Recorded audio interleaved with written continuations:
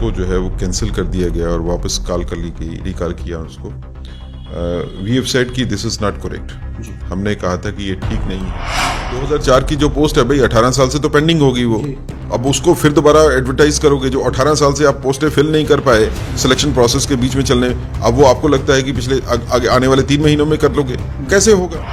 मैं ये कह सकता हूँ कि कानूनी तौर के ऊपर इस तरह के सर्कुलर जो इशू किए हैं गवर्नमेंट ने, ये लीगली करेक्ट नहीं है, और जिनके वेस्टेड राइट्स हैं उनके पास राइट है इनको चैलेंज करने का। नंबर लीगली करेक्ट तो नहीं है, साथ में ये पॉलिटिकली भी करेक्ट नहीं है। इस तरह के सर्कुलर इस स्टेज पे निकालना, जबकि डिलिमिटेशन प्रोसेस जो है वो कंप्लीट हो चुकी है, इलेक्शन प्रोसेस जो है वो आने वाली है, ये व्यवस्था को खराब करता है। उन लोगों के बारे में सोचिए जो कई सालों से इन नौकरियों के लिए अप्लाई करके बैठे हुए हैं, वेट कर रहे हैं, कंटेस्ट कर चुके हैं, पार्टिसिपेट कर चुके हैं, उनका क्या होगा? क्या अपॉइंटमेंट हो जाना और अपॉइंटमेंट नहीं होना जो है एक क्राइटेरिया बन सकता है? ये कानूनी तौर के ऊपर भी पॉसिबिलिटी नहीं थी। एलजी एडमिनिस्ट्रेशन साहब से ये रिक्वेस्ट भी की है कि आप इसको रिकंसिडर करिए, इस फैसले को जो है वो रिकॉल कर लीजिए। मुझे लगता है कि ये जो पोस्टें आप विड्रॉ कर रहे हैं उसको आप री एडवर्टाइज कर देंगे और लोग फिर पार्टिसिपेट करेंगे, तो क्या उसकी कॉम्प्लिकेसी के बारे में सोचा है? कितना कंफ्यूजन क्रिएट होगा और कितने लोग जो हैं वो ठगे से महसूस करेंगे, ये मुझे लगता है नहीं कि ये जनता के हक में है, और इसके बारे में जो है एक बार दोबारा एडमिनिस्ट्रेशन को ज़रूर सोचना चाहिए और इस तरह के फैसले जो है वापस लेंगे। हम अपनी बात जो है वो एडमिनिस्ट्रेशन में ज़रूर रखेंगे कि ये फैसला जो है ये एंटी यूथ है, ये युवाओं के खिलाफ है और इससे अव्यवस्था फैलेगी।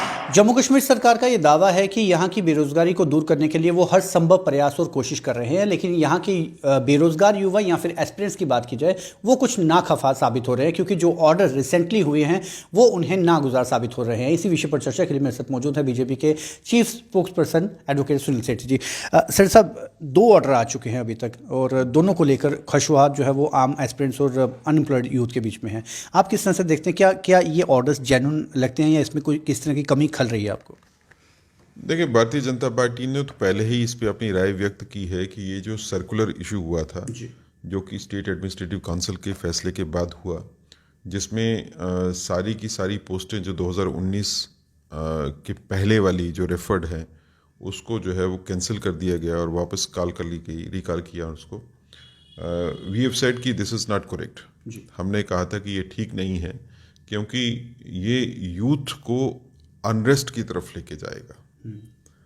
और हमने एलजी एडमिनिस्ट्रेशन साहब से ये रिक्वेस्ट भी की है कि आप इसको रिकंसिडर करिए, इस फैसले को जो है वो रिकॉल कर लीजिए।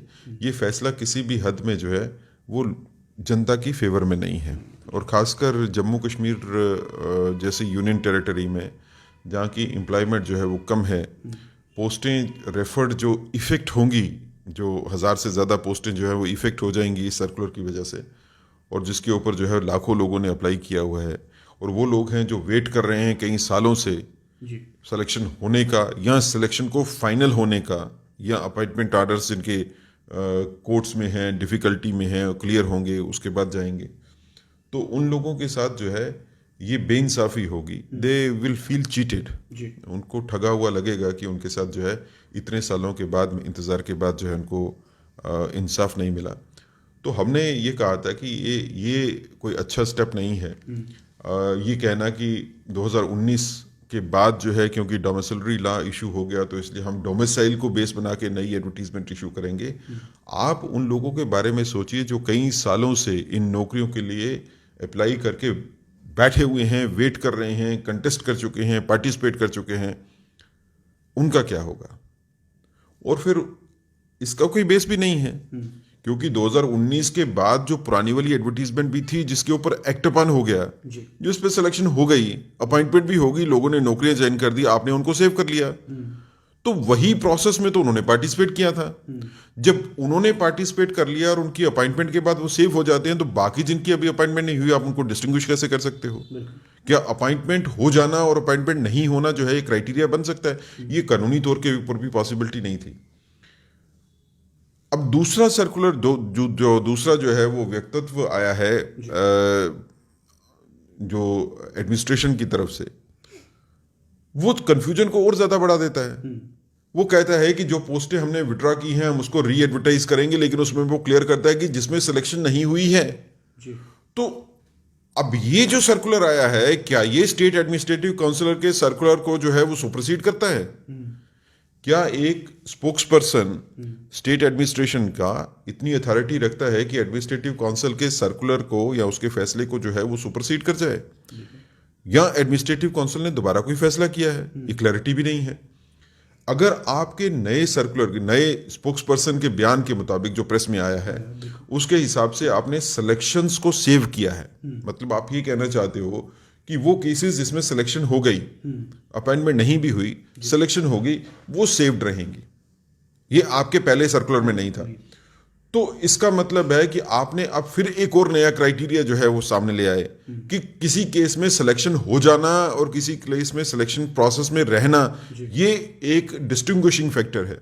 कानूनी तौर के ऊपर ये डिस्टिंग्विशिंग फैक्टर बन नहीं सकता।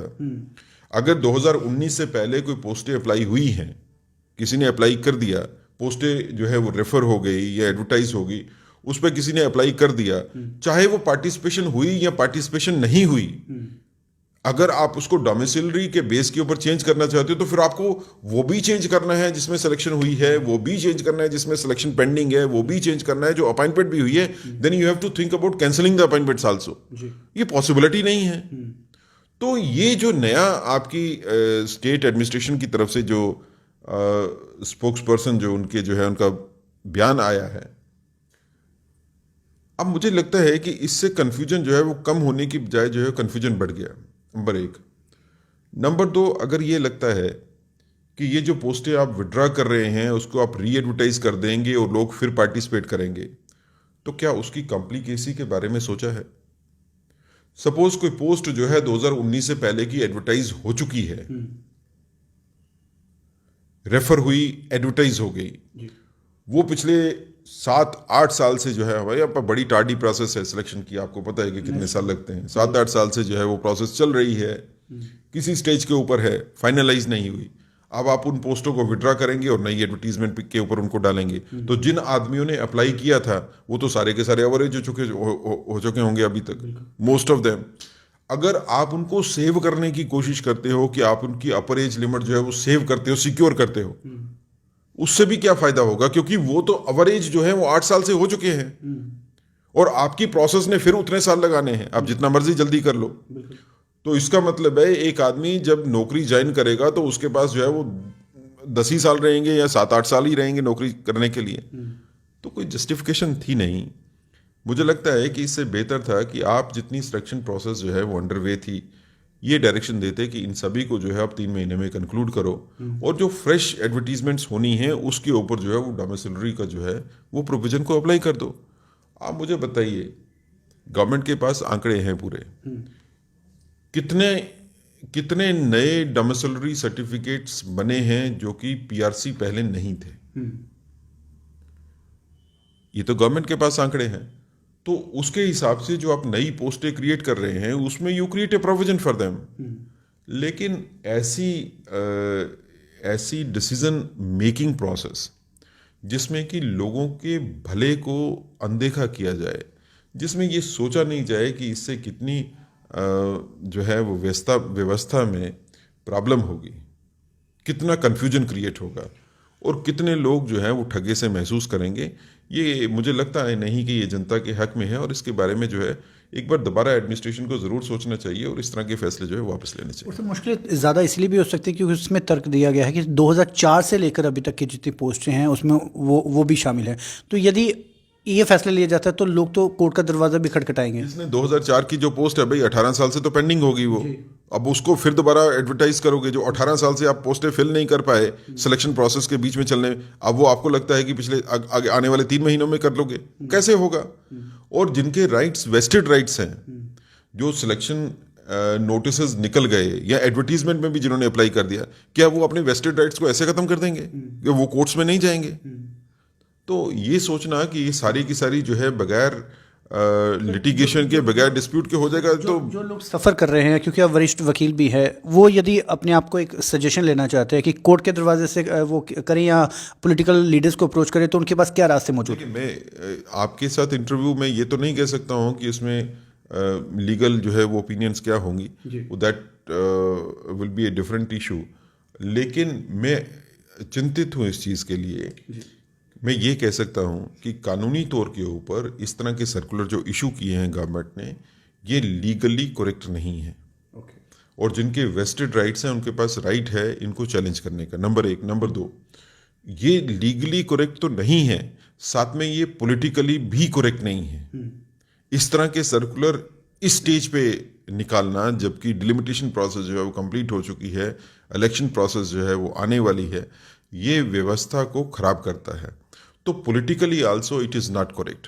तो इसमें दोनों फोर्सेस को जो है वो काम करना चाहिए, पॉलिटिकल फोर्सेस को across the party line. Bharatiya Janata party तो अपनी बात रखेगी ही।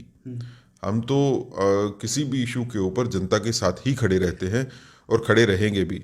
हम अपनी बात जो है वो एडमिनिस्ट्रेशन में ज़रूर रखेंगे कि ये फैसला जो है ये एंटी यूथ है, ये युवाओं के खिलाफ है और इससे अव्यवस्था फैलेगी। इस तरह के फैसले जो है वो वापस लिए जाने चाहिए। सर, लास्ट क्वेश्चन है कि 18 साल की जो एडवर्टीजमेंट्स है उसको लेकर विवाद भी है, तो यदि एस्पिरेंट्स को सफ़र किया जा रहा है, तो जो तत्कालीन ऑफिसर्स है जिनकी वजह से ये 18 साल डिले हुआ है, क्या ऐसा कोई प्रोविज़न नहीं कि उनके खिलाफ भी कुछ कार्रवाई हो पाए, क्योंकि उन्हीं की वजह से ये सारी व्यवस्था जो है वो चौपट हुई है? देखिए, हमको नहीं पता है कि 2004 की एडवर्टीजमेंट इशू हुई थी, क्योंकि 2004 का जब ये रेफर करते हैं तो वो क्रिएशन ऑफ पोस्ट की बात करते हैं। किसी केस में एडवर्टीजमेंट जो है 16 में हुई है, 15 में हुई है, 19 में हुई है, 18 में हुई है, वी डोंट नो। डिले तो है ना। आप अगर देखेंगे तो पब्लिक सर्विस कमीशन को आप कहते हो कि हजारों आदमियों को आपने नौकरियां देनी है और लाखों आदमियों को इंटरव्यू करना है, तो पब्लिक सर्विस कमीशन में मेंबर्स कितने हैं?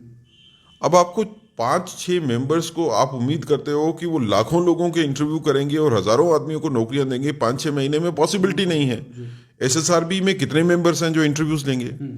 अगर वो पूरा दिन भी काम करें, इंटरव्यू भी लेते रहें, तो तब भी इन सभी को फिल होने में काफ़ी टाइम लगेगा। आपको व्यवस्था बनाने के लिए पब्लिक सर्विस कमीशन के मेंबर्स का नंबर बढ़ाना चाहिए, एसएसआरबी में मेंबर्स का नंबर बढ़ाना चाहिए, तरीके जो हैं उनको आसान करना चाहिए सिलेक्शन प्रोसेस को। लेकिन तरीके जो हैं वो हमारे अब भी वैसे हैं, मेंबर्स जो हैं हमारे अब भी कम हैं, और उम्मीद करते हैं कि हम रेडिकली कोई चेंज कर देंगे, ओवरनाइट जो है वो सिस्टम चेंज हो जाएगा, वैसे होगा नहीं। बहुत बहुत शुक्रिया सर। तो एक साफ तौर से बीजेपी का पक्ष अपना यही है कि ये एंटी यूथ है, और इसको लेकर बीजेपी पहले ही अपना पक्ष साफ कर चुकी है, और एलजी साहब को भी इस बात में जानकारी उपलब्ध करवा दी गई है, और उम्मीद ये करेंगे कि जल्द ही इस पर कोई ऐसा फैसला लिया जाएगा जो यूथ के रिलेटेड और उनके पक्ष में हो। आप जुड़ रहे व्यू स्टूडियो न्यूज़ के साथ।